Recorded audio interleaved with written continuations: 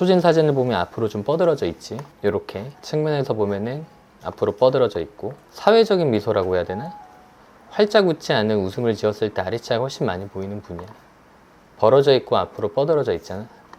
이게 이제 불만이신 건데, 이거를 해결하기 위해서 두 가지 방법이 있겠지. 교정을 할 수도 있을 거고, 크라운을 깎아가지고 씌우는 방법도 있을 텐데, 보통 후자를 선호하지.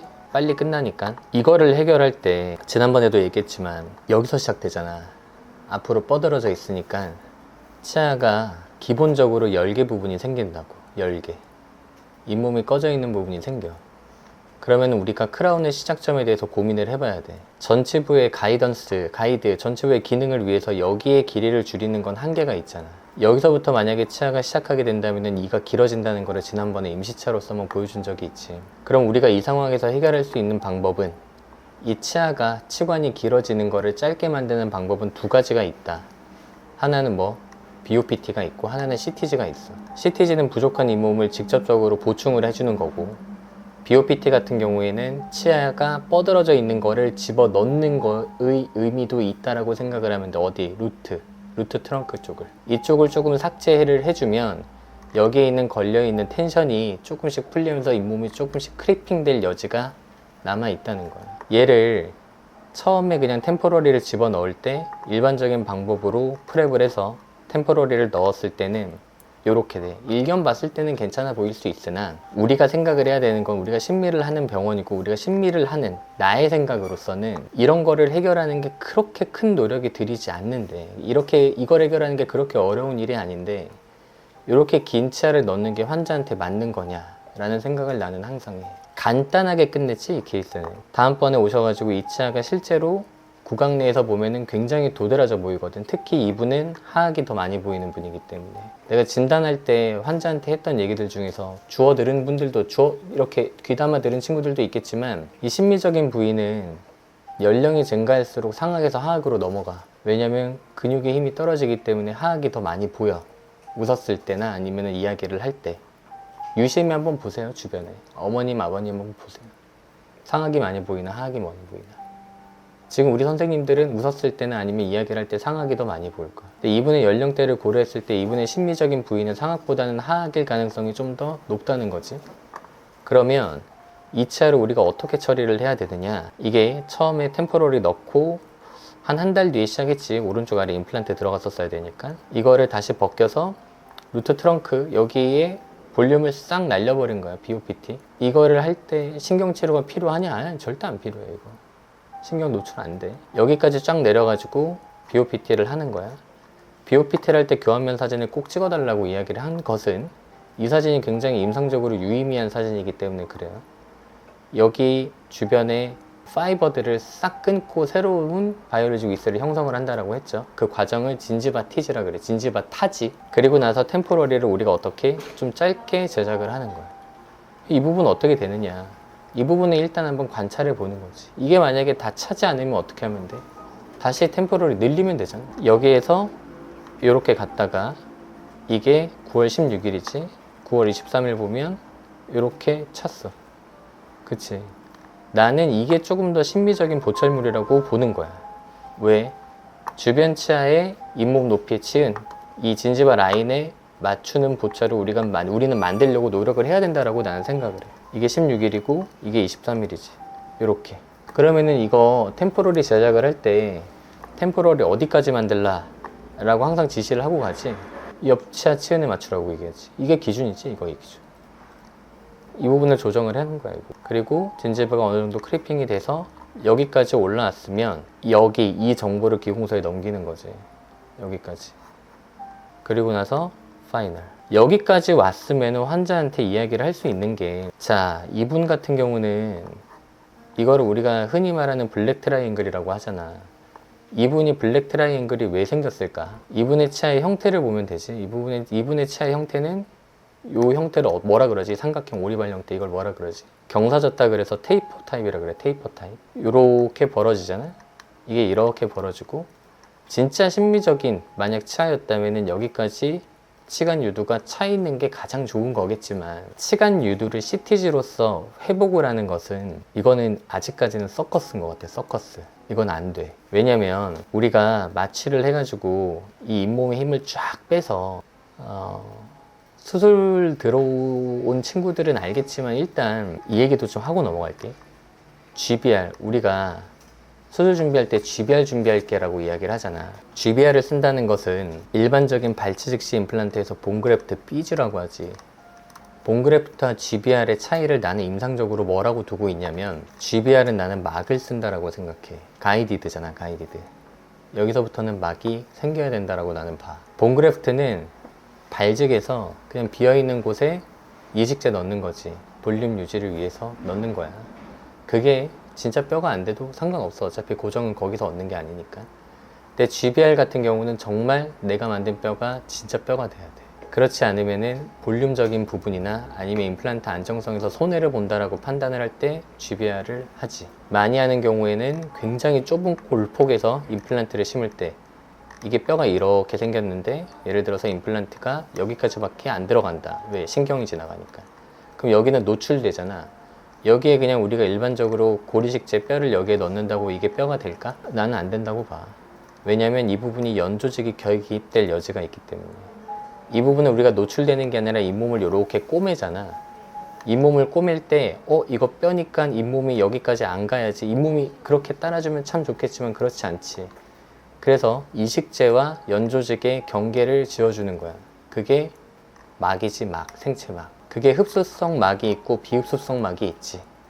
각각의 용법은 다르지만 흡수성 막이 대부분의 경우 더 유리해. 왜냐면 얘는 노출이 좀 돼도 어느 정도 힐링이 보장이 된단 말이야. 비흡수성 막은 굉장히 망했을 때 잃는 게 커. 비흡수성 막은. 여기까지 일단 왔는데, GBR의 기본적인 조건은 패스라 그래, 패스.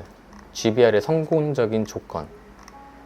P는 프라이머리 운드 클로저. 이거는 뭐냐면 우리가 잇몸을 벌렸다가 잘 닫아야 돼. 벌어지는 데 없이. 그게 첫 번째. A. 두 번째, 엔지오제니시스. 이거는 혈액 공급을 줘야 돼. 혈액 공급. 그러니까 우리가 마냥 욕심낼 수는 없다는 거야. 우리가 혈액이 어디서 공급이 되는지를 생각을 해야 돼, 항상 GBR을 할 때는. 그래서 우리가 GBR 할 때 멀쩡한 뼈에 구멍 뚫는 경우 있지. 디코티케이션. 그거 왜? 코티컬을 빵꾸 내가지고 혈액 공급하려고 하는 거야. 그 다음에 S, 스페인스 메인테이먼스일 거야 아마. 이거는 뭐냐면 우리가 뼈를 여기 막 쌓았는데 위에서 막 칭칭 꼬맸는데 이게 막 압력 때문에 무너져, 예를 들어서. 그러면 그 형태 그대로, 내가 원하는 형태대로 뼈가 당연히 안 생길 거 아니야. 그래서 이 이식제의 형태를 유지할 수 있는 어떤 스캐폴드가 필요한 거거든. 지지대 역할이 필요한 거거든. 그게 픽처가 될 수도 있고, 아니면 내가 이걸 수직골 증강까지 한다라고 했을 때는 힐링을 달지. 힐링 굉장히 평소에 안 쓰는 거 쓰잖아. 4 곱하기 3. 여기 위에 3mm 정도 보상을 하는 거지. 얘가 텐트를 딱 이렇게 잡고 있는 폴대 역할을 하기를 바라면서. 그 다음에 마지막 S는 안정성. 여기까지 다 해놨는데 환자가 계속 손으로 만지거나 혀로 만지거나 그러면 당연히 안쪽에서 흩어지지 않겠어? 근데 얘는 되게 유명한 이론이거든. 패스는 GBR의 기본이거든. GBR을 하는 원칙, 내가 성공을 시켜야 된다라고 한다면은 이 네 가지에서 하나라도 빠지면은 걔는 반드시 실패한다고 봐. 근데 이 원칙이 CTG에도 나는 그대로 적용되는 것 같아. CTG에도. 이 프라이머리 운드 클로저를 위해서 수술을 할 때 하는 게 릴리징 인시전이라고 그래. 우리가 플랩을 열었다가 거기에 골막, 그러니까 플랩의 성분 중에 플랩에선 가장 바깥쪽이 될 것이고 뼈랑 잇몸이랑 붙어있는 첫 번째 부분이 골막이라고 불리는 부분이 있거든. 그 골막을 깨끗하게 절개를 해주면 플랩이 막 엄청 늘어나. CTG를 할 때 우리가 여기 예를 들어서 CT를 넣는다. 내가 마이크로블레이드 혹은 큐렛으로 엄청 아래까지 쫙쫙 내리면서 이 수여부 형성을 하는 거를 본 경험이 있는 친구들도 있을 거야. 되게 아래까지 넣지. 그 과정이 릴리징 인시전 개념이랑 똑같아. 골막을 잘라주는 역할이랑 내나 비슷해. 근데 여기에 CT를 넣었을 때 왜 파필라가 형성이 되지 않냐면 패스에서 A에 위배돼. A에. 엔지오제니시스. 여기에 내가 CT를 이만큼 집어넣었다라고 할게. 그리고 여기 쫙쫙 늘려가지고 점막에서부터 끌어올려가지고 잇몸을 여기 위에까지 당기는 건 할 수 있거든. 근데 이 안쪽에 있는 CT가 생착이 되려면 혈액 공급을 받아야 되는데 그 혈액을 어디서 공급받냐는 여기 알베올라 크레스트 여기 위에 뼈에서 조금 혈액을 공급받을 수는 있겠지. 이게 전부야. 이걸로는 충분하지 않다는 거야. 그래서 이거는 안 돼. 이게 되려면 여기서부터 여기까지 벌려줘야 돼.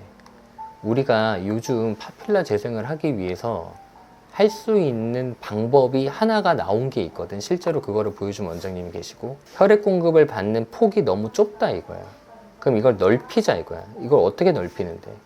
교정을 통해서 이거를 벌렸다가 CTG를 통해서 이쪽을 높이고 그 다음에 다시 교정을 통해서 닫는 방법이 있기는 있어. 이거를 정말 만약에 내가 치아에 손 안 대고 블랙 트라이앵글을 없애고 싶다라고 한다면은 그 방법이 있기는 하다. 근데 이거는 진짜 말 그대로 학회 보고용이지 일반적인 방법으로 쓰기에는 너무 번거롭고 힘들지. 이거를 메우려고 벌렸다가 CTG 하고 다시 닫는다는 게 환자 입장에서 받아들이기는 상당히 힘들지 않을까? 그러면 이 블랙 트라이앵글을 메우기 위해서 할 수 있는 방법은 치아의 형태를 바꿔주는 거지. 치아의 형태를 이게 뭐라고? 테이퍼 타입, 요게 스퀘어 타입. 요걸로 바꿔주는 거야. 요걸로 바꾸는 방법은 또 두 가지가 있겠지. 하나는 뭐 레진으로 여기 떼우면 되지. 그것도 많이 하지 실제로. 테이퍼한 타입을 스퀘어 타입으로 바꾸는데 레진으로 이렇게 다이에스엠 하듯이 메우면 되잖아. 이거 뭐 어렵지도 않고. 그게 아니면은 이 케이스는 어떻게 했지? 요거 최소 삭제 라미네이트로 했지. 그래서 처음과 지금을 비교해서 보면 이게 요렇게 된 거다. 2달 걸렸네. 2달. 근데 뭐 굳이 2달 걸릴 건 아니야. 사실은 한 달만 해도 되지. 이 정도는 한 달. 뭐 굳이 기다릴 게 없으니까. 그래서 우리가 야 이게 얼만큼 벌어졌는지 한번 보기 위해서는 초진 사진에서 약간 측면을 틀어가지고 찍어주는 것도 좋을 것 같은데 그걸 항상 표준화된 사진으로 찍기에는 처음에 찍는 사진이 너무 많으니까 그거는 필요하면 내가 찍을. 이 흐름을 다시 쫓아가 볼게. 대부분의 경우 이렇게 하지. 초진 벌어져 있다. 주소는 벌어져 있다지만 우리는 알아야 돼. 이게 왜 벌어져 있는지를 알아야 돼. 이게 왜 벌어져 있는데 나왔으니까, 뻗어졌으니까. 애초에 치아도 좀 작긴 하지만 뻗어져 가지고 앞으로 튀어나왔기 때문에 공간이 더 생긴 거야. 그럼 우리가 이거를 이거 벌어졌으니까 떼워야겠다, ASMR로 할 거 아니면, 만약에 우리가 이걸 크라운으로 씌운다라고 만약에 계획을 했으면 나는 여기까지 보상을 해야 된다라고 생각을 하는 거야. 이해되지? 그러면 처음에 템포러리를 만들었을 때는 이 상태고, 이게 너무 기니까 다음번에 왔을 때 짧게 만들어주고, 얘가 어느 정도 차는지 우리가 한번 지켜보고 여기까지 차고, 그러면 이게 이제 기준선이 되는 거야. 이게 치관의 시작점이 되는 거지. 그리고 나서 여기 블랙 트라이앵글 신경 안 쓰이냐 여쭤본 다음에 이걸 해결할 수 있는 방안 중에 여러 가지가 있겠지만 우리가 선택한 건, 내가 선택한 건 라미네이트. 그러면 치아 삭제를 한 번 더 해야겠죠. 요게 삭제한 거지. 요거는 뭐 거의 삭제 안 했지. 이게 사실은 항상 이제 소장님이랑 나랑도, 선생님들도 빠꾸 먹겠지만 나 역시도 빠꾸 먹어. 알지? 빠꾸 많이 먹어. 좀 더 삭제해 달라고. 최소 삭제 라미네이트. 이거는 정말 기공소의 역량이 나는 90%라고 봐. 90%. 진단이 나머지 10%고. 여기까지 만들고 나서 이렇게 마무리. 이게 흐름이다. 그럼 여기서 선생님들이 개입되는 거는 이거 짧게 만드는 거. 템포를 티 안 나게 만드는 거. 선생님들이 야 이거는 진짜 이만큼이다, 그치? 이만큼. 여기서부터 여기까지만 올리는 거다, 그치? 이게 굉장히 미세한 차이잖아. 근데 우리가 바꿔서 생각해보, 여기 벌어진 것도 되게 미세하게 벌어진 거야. 이해로서의 기능은 없잖아. 문제는 없잖아. 이거 그냥 보이는 게 싫어가지고 크라운 씌우는 거잖아. 우리가 보이는 게 싫어서 크라운을 씌운다. 어떻게 보면 성형의 영역인데 얘는 어떻게 보면 정상이잖아.